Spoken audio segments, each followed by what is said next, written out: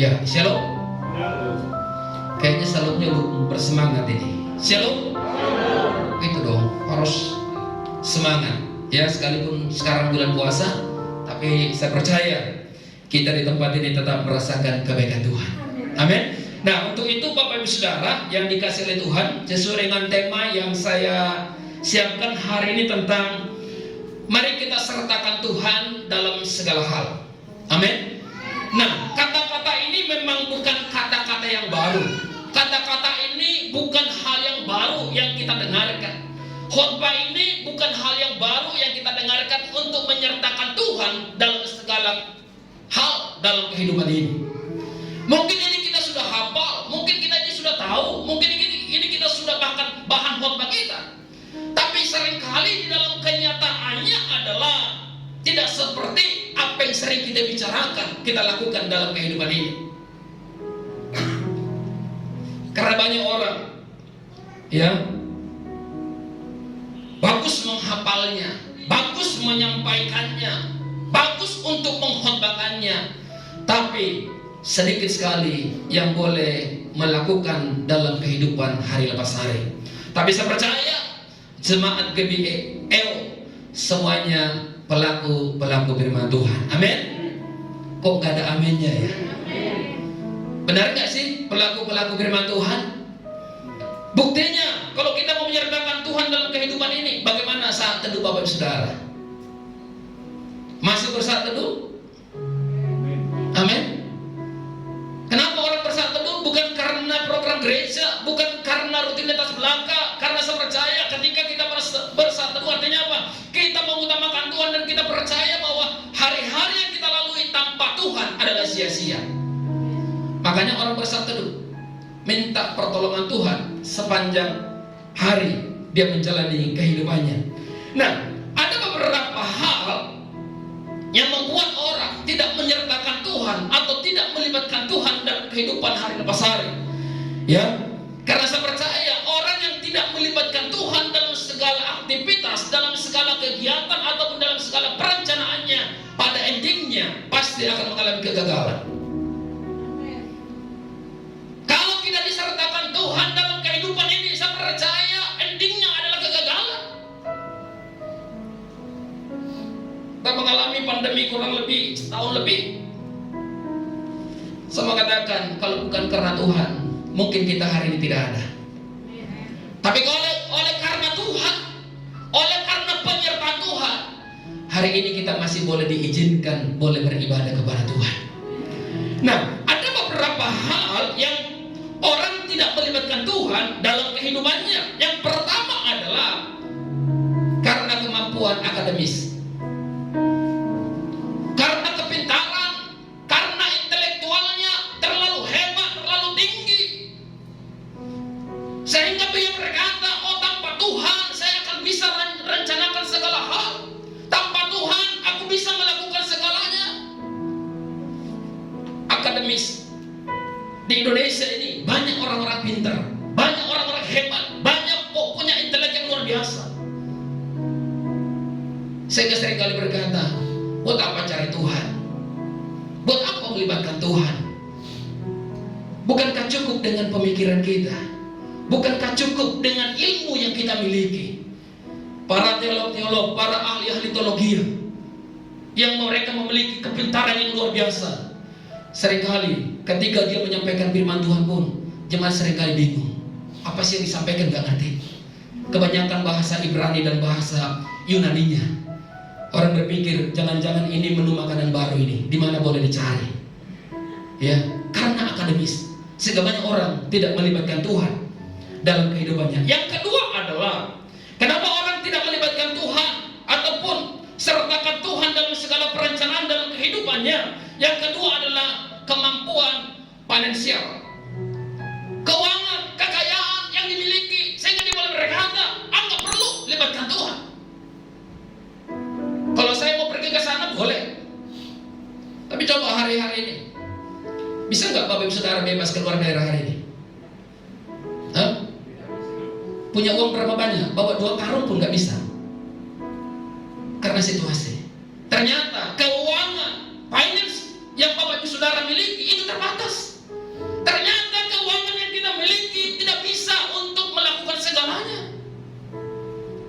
bisa.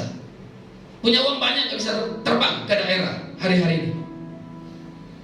Punya uang banyak belum tentu bisa menyembuhkan.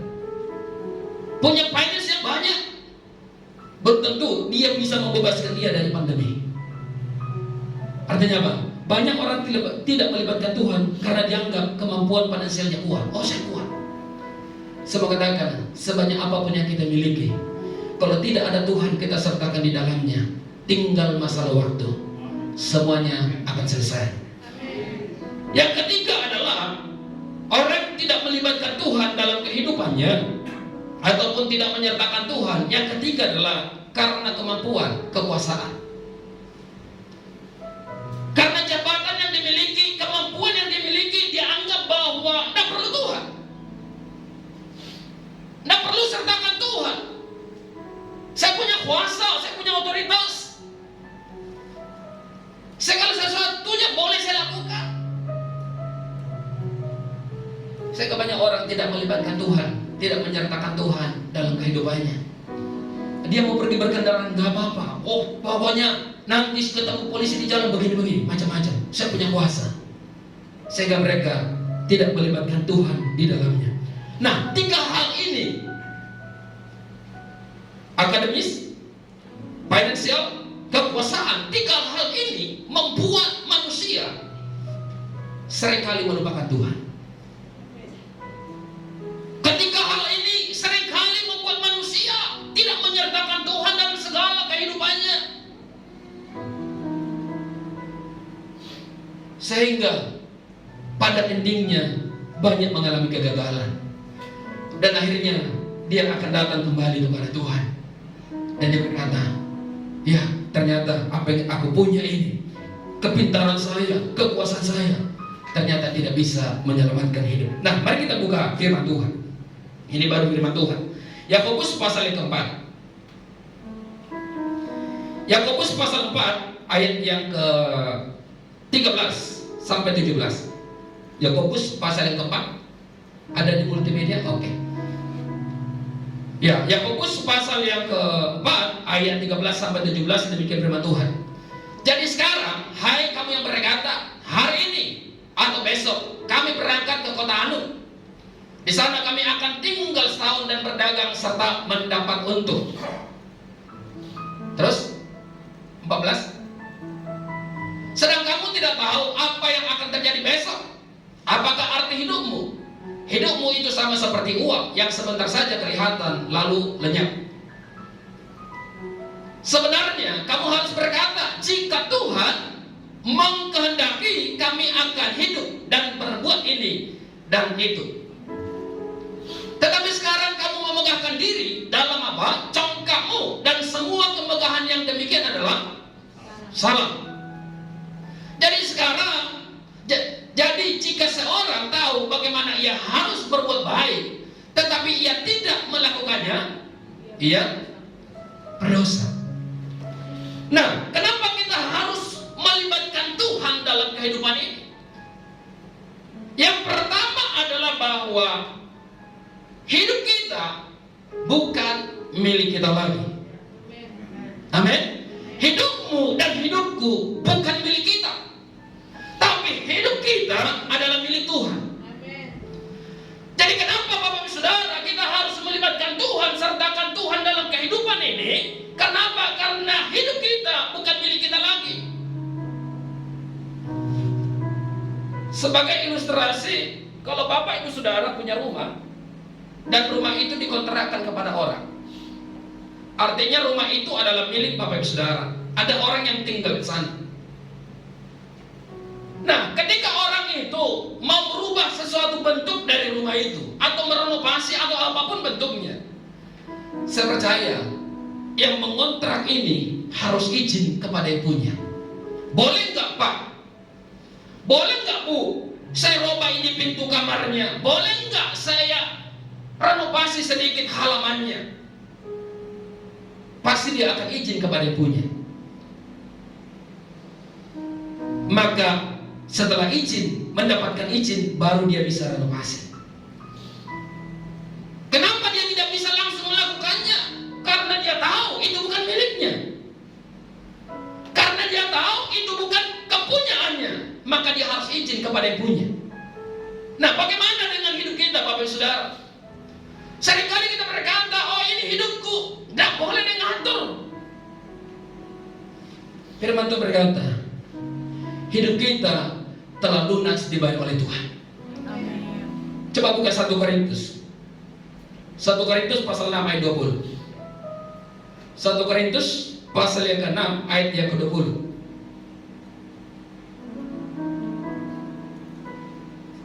Ya, sebab apa? Sebab kamu telah apa?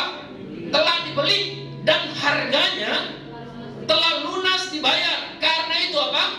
Muliakanlah Allah dengan tubuhmu. Jadi hidup kita bukan milik kita lagi. Jadi kalau ini bukan milik kita lagi, ya harus libatkan yang punya untuk mengelola hidup ini.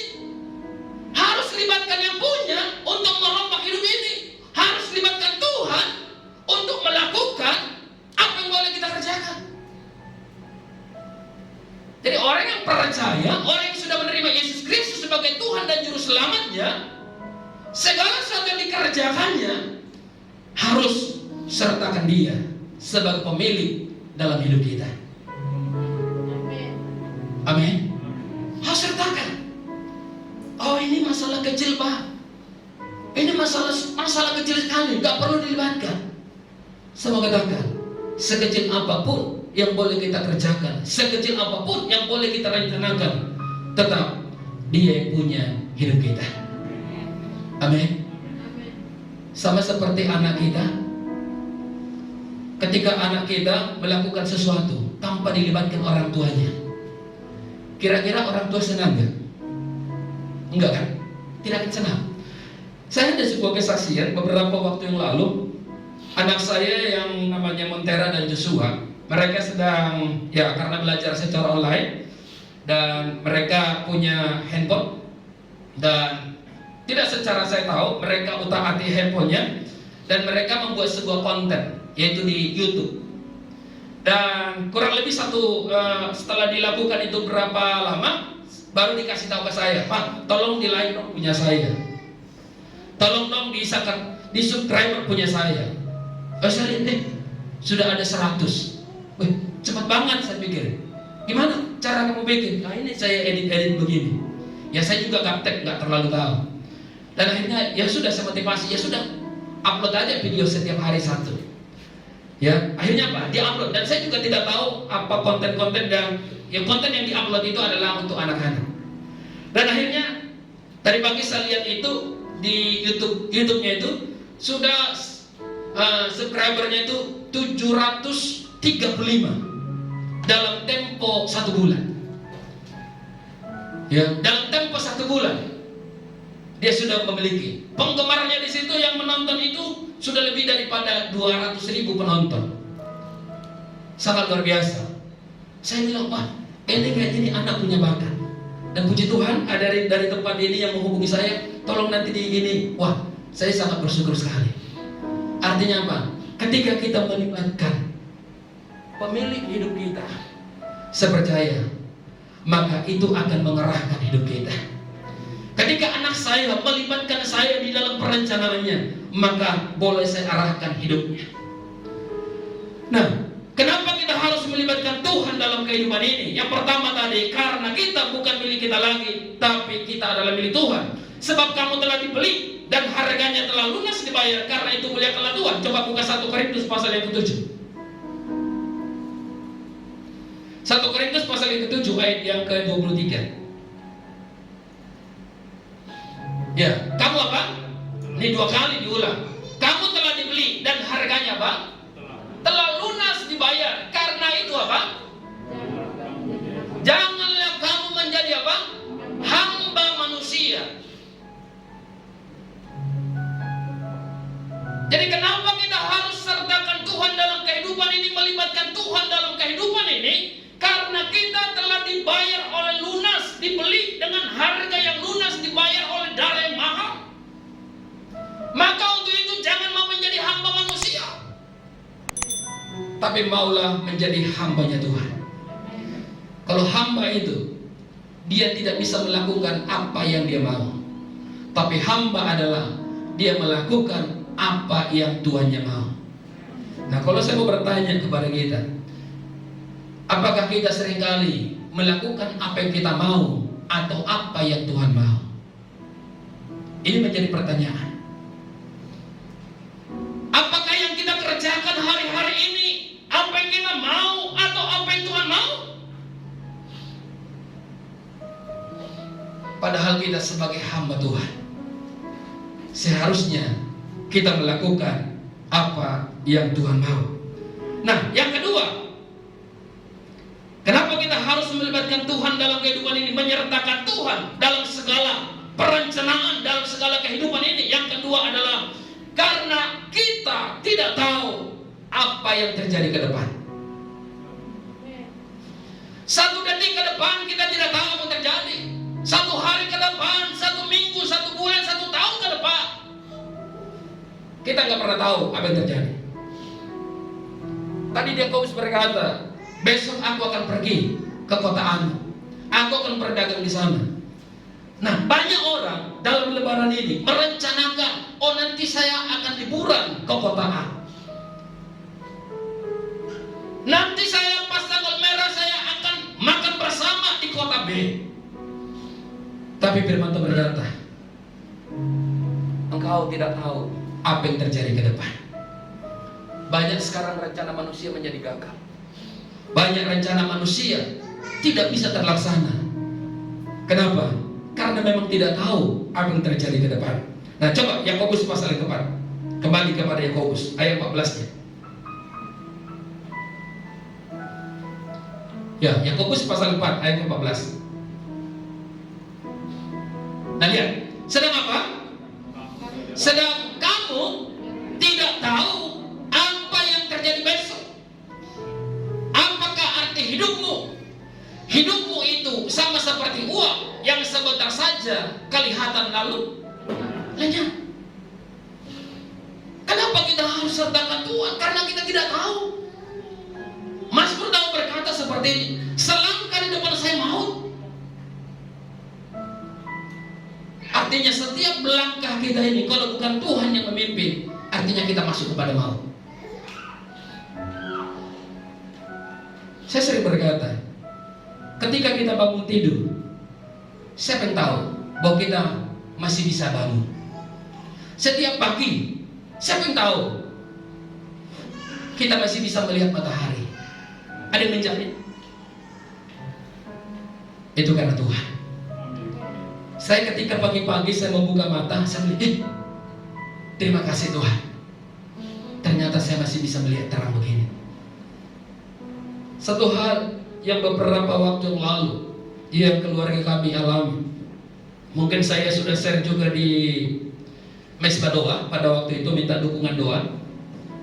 Beberapa waktu yang lalu mertua saya laki-laki kena COVID. Dan ketika kena COVID, saya bawa ke rumah sakit Tugu, bisa membawa. Dan waktu itu belum tahu bahwa itu kena COVID.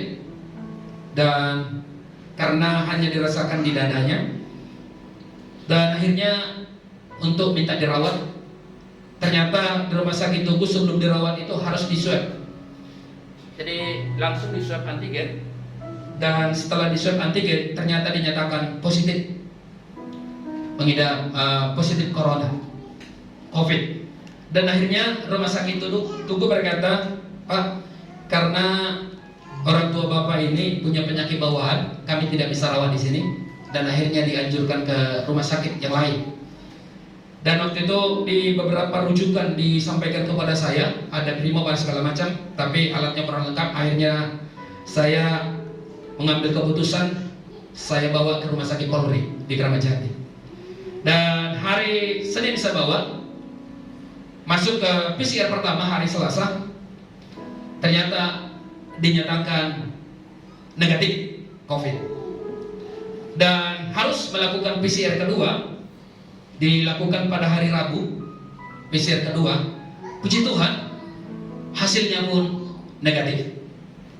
Dan masuk pindah ke zona hijau, dan akhirnya dirawat di zona hijau. Dan hari Sabtunya boleh kembali ke rumah, dinyatakan sembuh dari COVID. Dan kami semua keluarga, tentu kami, saya, istri, anak-anak, dan ibu mertua, dan semua saudara-saudara yang lain, langsung bertindak cepat. Kami melakukan swab antigen semuanya. Dan puji Tuhan, kami semua negatif, satu keluarga. Dan yang masih berita yang lain lagi, mertua saya perempuan dinyatakan positif COVID. Dan kita ambil keputusan, ya sudah, kita isolasi mandiri. Saya sudah sampaikan harus di protokol kesehatan yang begitu ketat. Tapi berjalannya waktu dengan isolasi mandiri, kami tes ulang kembali supaya memiliki kepastian. Ternyata dinyatakan bahwa dua sepupu saya dinyatakan positif COVID, dan satu cucu dari mertua saya juga dinyatakan positif COVID. Dan akhirnya saya sebagai mantu, tentunya saya bawa langsung ke rumah sakit Tugu, dan mohon doanya, hari ini pun mereka masih dirawat.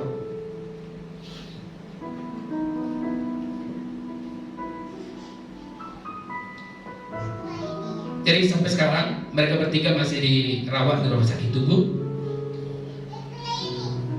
Tapi saya percaya bahwa ketika kita libatkan Tuhan, sertakan Tuhan dalam segala apa yang kita kerjakan, pasti mujizat masih ada. Amin. Amin. Dan saya terus pantau kesehatan mereka lewat perawat, dan saya hampir setiap hari komunikasi dengan perawatnya karena memang tidak bisa ditungguin. Saya tanya gimana kondisinya, ya semakin membaik, dan mungkin hari ini akan dilakukan check up secara keseluruhan. Dan saya percaya di check up ini pasti akan mengalami perubahan yang luar biasa. Dan mohon dukungan doanya supaya mereka cepat bisa melalui apa yang sedang mereka alami. Ya, itulah pentingnya kita melibatkan Tuhan dalam kehidupan ini. Yang ketiga, kenapa kita harus perlu melibatkan Tuhan dalam kehidupan ini? Kenapa? Karena kalau Tuhan ada di pihak kita, kita pasti akan mengalami kemenangan.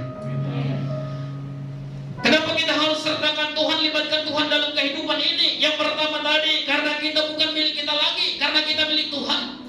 Yang kedua adalah, kenapa kita harus sertakan Tuhan dalam kehidupan ini? Karena kita tidak tahu apa yang terjadi ke depan. Dan yang ketiga adalah, kenapa kita harus libatkan Tuhan? Karena kita tahu kalau Tuhan yang bersama kita, kalau Tuhan yang ada di pihak kita, kita pasti akan mengalami kemenangan demi kemenangan. Coba buka di Roma pasal yang ke-8. Roma pasal yang ke-8 ayat yang ke-31. Roma pasal yang ke-8 ayat 31.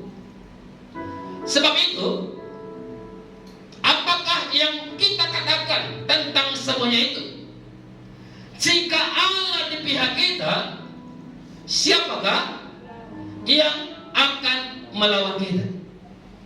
Ternyata kalau Tuhan yang kita sertakan dalam kehidupan ini, dan Tuhan ada di pihak kita, firman Tuhan berkata, siapakah yang melawan aku?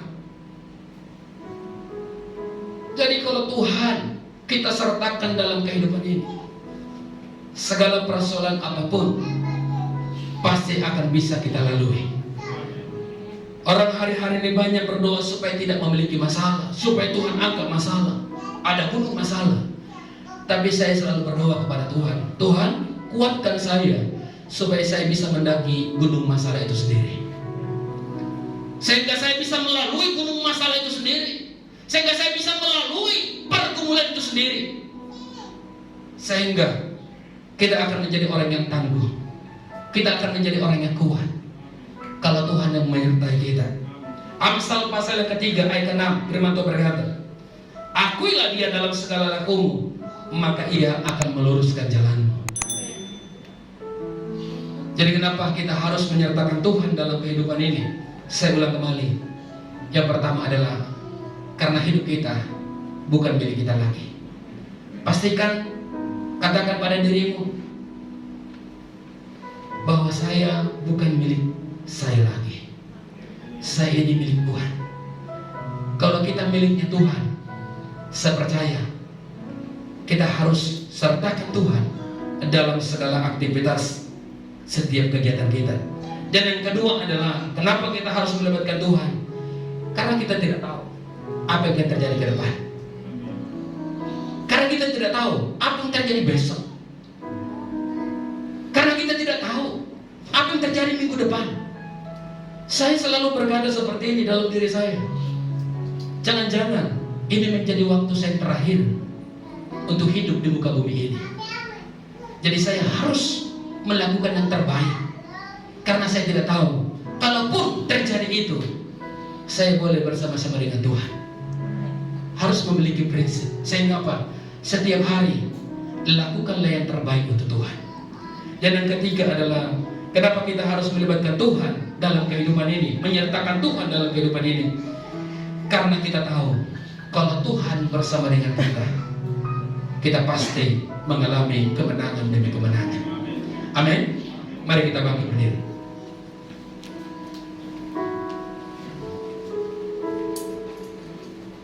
Mari kita tundukkan hati kita di depan Tuhan. Mari kita ambil waktu sejenak. Mari kita renungkan firman Tuhan yang singkat ini. Mari kita lihat kehidupan kita.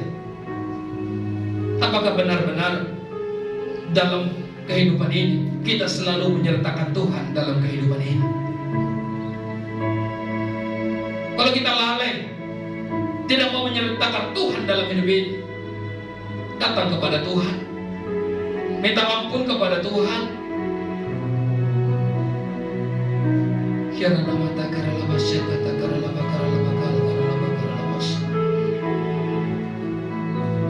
Terima kasih Tuhan. Terima kasih Tuhan Yesus.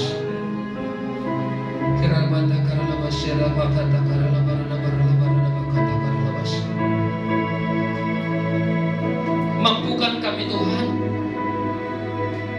mampukan kami Roh Kudus, supaya kami boleh berjalan sesuai dengan kehendak-Mu, supaya dalam setiap perencanaan kami, setiap kehidupan ini, kami boleh menyertakan Engkau Tuhan dalam hidup kami. Karena kami sadar, kami tahu hidup kami bukan milik kami lagi, tapi hidup kami telah dibeli lunas dengan harga yang mahal, yaitu darah Kristus. Dan kami juga sadar, kami tidak tahu apa yang akan terjadi ke depan. Kami juga tahu kalau Engkau ada di pihak kami, maka kami akan mengalami kemenangan demi kemenangan. Terima kasih Bapa. Berkati umat-Mu di tempat ini. Kuatkan dan teguhkan mereka Tuhan, sehingga mereka dimampukan menjalani kehidupan ini hari lepas hari. Dan Tuhan yang selalu menolong mereka.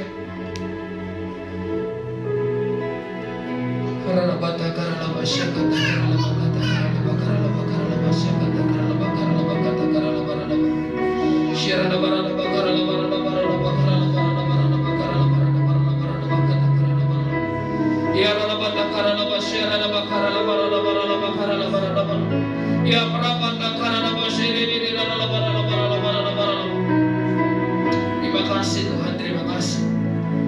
Sekali lagi Bapak, berkati umat-Mu di tempat ini,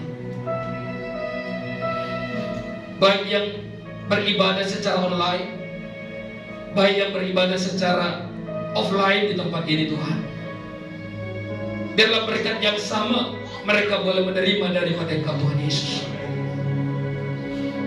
sehingga mereka boleh dimampukan dalam menghadapi kehidupan hari lepas hari. Kalau Tuhan bersama dengan kami pasti akan dapat melalui segala sesuatu yang terjadi dalam hidup kami. Terima kasih Bapa, tanamkan firman-Mu dalam hati kami, materikan dengan Roh-Mu yang kudus, sehingga firman itu boleh menuntun setiap langkah hidup kami. Terima kasih Bapak, terima kasih buat pagi hari ini. Dan kalau sebentar Tuhan kami boleh berpisah satu dengan lain, kami percaya Engkau yang menyertai kami ke tempat ini Tuhan Yesus. Dan ketika kami kembali dari tempat ini, Engkau juga akan menyertai kami. Mari kita angkat katakan kita di depan Tuhan. Tuhan memberkati Engkau. Tuhan menghadapkan wajahnya untukmu.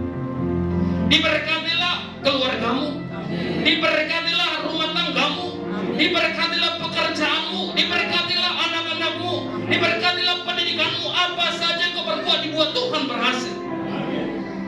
Terimalah berkat daripada Allah Bapa, cinta kasih daripada Tuhan Yesus Kristus, dan persekutuan yang manis bersama Roh Kudus menyertai hidupmu hari ini, Maranatha, bahkan sampai selama-lamanya, dalam nama Tuhan Yesus Kristus. Sama-sama yang diberkati Tuhan, sama-sama katakan amin. Selamat hari Minggu, Tuhan Yesus.